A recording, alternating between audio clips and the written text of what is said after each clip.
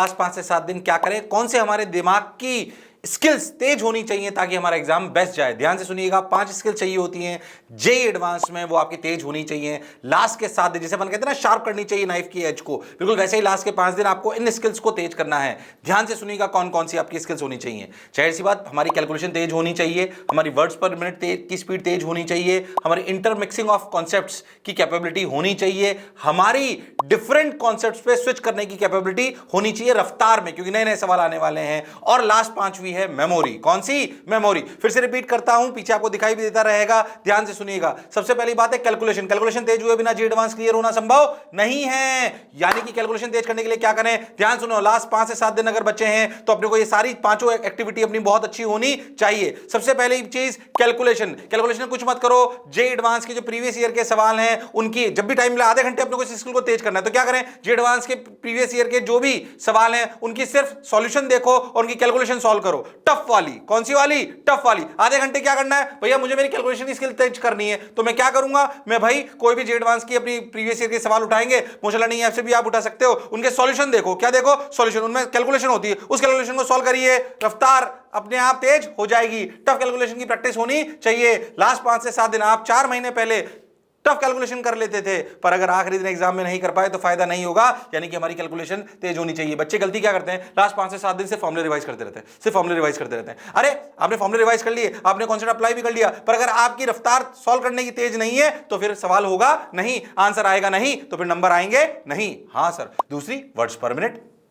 Words पर minute भी अपनी पढ़ने की रफ्तार तेज होनी चाहिए, पढ़कर समझने की रफ्तार तेज होनी चाहिए। इसके लिए क्या करें, बहुत बढ़िया रिवीजन भी हो जाएगा और काम भी बन जाएगा। इसका एक रामबाण अस्त्र है। क्या भैया? एनसीईआरटी पढ़िए केमिस्ट्री की। किसकी? केमिस्ट्री की। इनऑर्गेनिक ऑर्गेनिक की एनसीईआरटी पढ़िए रफ्तार में। क्या इनऑर्गेनिक ऑर्गेनिक उसमें से सवाल आते हैं? हाँ आते हैं, रिवाइज हो जाएगा और अपनी वर्ड्स पर मिनट की भी रफ्तार तेज हो जाएगी। भैया 1 घंटे एनसीईआरटी रफ्तार में पढ़ूंगा, कम से भी कम मेरी 50 से 100 पर मिनट पढ़कर समझने की रफ्तार होनी चाहिए।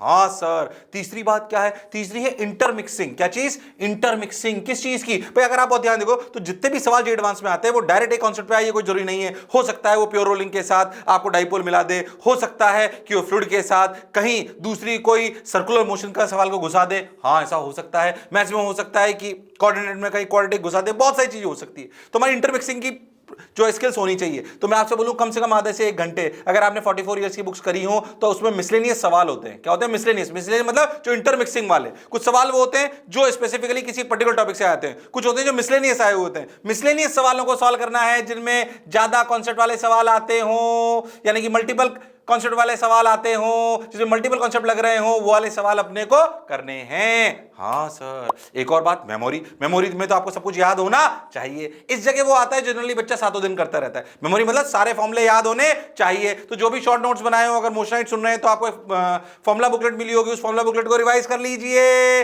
फॉर्मूले रिवाइज करिए और हो सके तो उनके प्रूफ थोड़े थोड़े देख लीजिए ताकि आपको कॉन्सेप्ट भी याद रहे। तो मेमोरी के लिए रोज भैया 1.5 से 2 घंटे अपने को क्या करना है, रोज अपने को फॉर्मूले रिवाइज करने हैं। सुबह उठ के कर लो, बहुत बढ़िया। नहीं तो जो टाइम, मैं कोई पर्टिकुलर आपको 7 दिन के लिए अपना शेड्यूल एकदम से एग्जॉर्बेंटली चेंज करने के लिए नहीं बोल रहा हूं, पर हाँ ये जरूर बोल रहा हूं कि जाहिर सी बात है 9 से 12, 2:30 से 5:30 अपने को एग्जाम देना है। इस दौरान हमारा दिमाग चलना चाहिए। 9 बजे अगर एग्जामिनेशन हॉल में पहुंचना है, यानी कि उससे आधा 1 घंटे पहले अपने को एग्जामिनेशन हॉल में पहुंच जाना है, तो उस दिन हमें कम से कम 6:30 बजे उठना पड़ेगा। तो लास्ट 7 डेज में आपको 6:30 बजे उठने की हैबिट होनी चाहिए। 9 से 12, 2:30 से 5:30 पढ़ने की आदत होनी चाहिए। ये दोनों आदतें करने के लिए मैं आपको बोल रहा हूं ताकि आपकी बॉडी क्लॉक बिल्कुल वैसी ही रहे जैसे उस दिन एग्जामिनेशन हॉल में रहे। बाकी कोई मैं आपको 7 दिन के लिए आखिरी को बिल्कुल टाइट शेड्यूल बना के नहीं देने वाला हूं, क्योंकि आपने जो अभी तक करा है उसमें जितना ज्यादा आप कंफर्टेबल होंगे उतना बढ़िया रहेगा। पर हां, बॉडी क्लॉक सही रखना बहुत आवश्यक है। तो मेमोरी के लिए अपन ने बात कर ली, इंटरमिक्सिंग के लिए अपन ने बात कर ली, वर्ड पर मिनट के लिए बात कर ली और अपन ने कैलकुलेशन की बात कर ली। एक और जो बात होती है वो क्या होती है? वो होती है स्विच करना। आप देखो तो पहला सवाल आप हो सकता है कि आप कर रहे हो इलेक्ट्रोस्टैटिक्स का और दूसरा आपको करना पड़ जाए रोटेशन का, यानी कि तुरंत अपने स्विच करने की हैबिट होनी चाहिए कॉन्सेप्ट्स को। हाँ सर। तो इसके लिए क्या करें सर? चलिए बच्चे कैसे करते हैं, या तो पेपर देते हैं तो पेपर की हैबिट होनी चाहिए। हो सकता है आखिरी में आप पेपर देना थोड़ा कम अवॉइड करो, क्योंकि बच्चों को ऐसा लगता है कि मैं कहीं डलनेस ना आ जाए, मेरे नंबर कम आ जाए, तो वो उसको अलग तरीके से लेने लगते हैं। खैर उस पर भी बात नहीं करते हैं। तो ध्यान सुनिएगा, अपन क्या कर रहे हैं कि अपने को इंटरमिक्सिंग करनी। तो क्या करो, जैसे मैं आपको एक बात बोल सकता हूं, क्या करना है आपको, आप कोई भी बुक उठाओ जो भी आपने पढ़ी, अगर पीवाईक्यूज की नहीं करी है या थोड़ी बहुत कर ली है तो आप उसको पीवाईक्यूज की बुक को उठाइए और ऐसे खोलिए, कहीं पे भी जो पेज खुले उस पे जो सवाल पसंद आए उसको कर लीजिए। ये पसंद वाली बात क्यों कह रहा हूं, ध्यान सुनना। मैंने एक केला स्ट्रेटेजी वाला वीडियो भी बनाया, उसको ध्यान से सुनना। जो भी पेज खुले उसमें सबसे पसंदीदा सवाल कौन सा है, पसंदीदा सवाल चुनना आना चाहिए।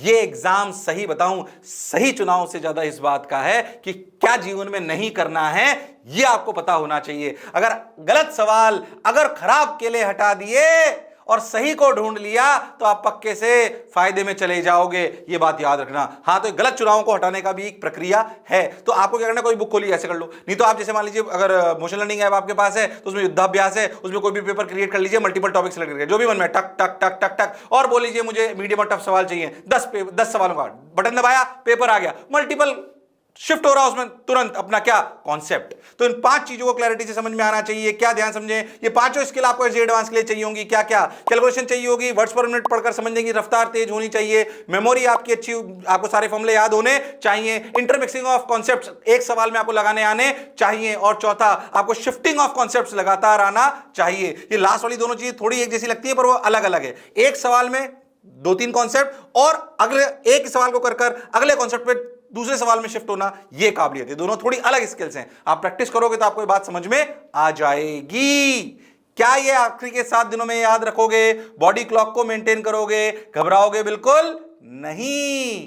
क्या मेरी बात क्लियर है? हाँ सर, बिल्कुल क्लियर है। ऐसे छोटे छोटे वीडियोस आपके लिए 3-4 बनाऊंगा, उनको आई बटन में आपको दिखते रहेंगे। एक बहुत बड़ा वीडियो नहीं बना रहा हूं, काम की बातें होगी सब जे एडवांस 2023 के लिए, और जरूर आपको सफलता का परचम आप लहराओगे।